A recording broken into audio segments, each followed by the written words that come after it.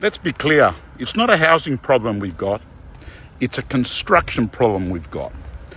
Right now, to actually build something, it's costing you about 40 to 50% more than a couple of years ago. The delays are roughly 40%. So the truth is, there's no developer that is going to pull their finger out and sign a contract at the moment. Land value and resale doesn't stack up, and when you take into account that developers themselves are finding it extremely hard to actually find tradespeople. I mean, let me give you something to ponder on.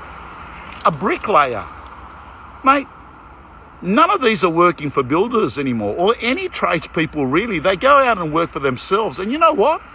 I heard a bricklayer this morning talking at a cafe. He has an expectation that he's getting $900 a day, right? They go out, they work on their own, right? This is what they expect, so you can't find tradespeople. Now, even though during the week we've had confirmation that, well, for in New South Wales anyway, in certain areas, in most areas, you can actually now build a duplex on a 12-metre frontage and only a 450 square metre block. So yes, it's become easier.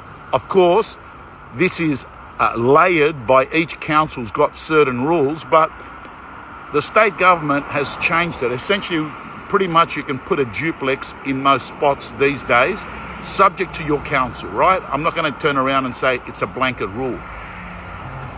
But that's not the issue. It's actually finding people to do it. And I'm talking about proper developers. I'm not talking about these, milk bar developers that do a duplex every 3 years that ends up in tears. Always ends up in tears with those people. How do I know?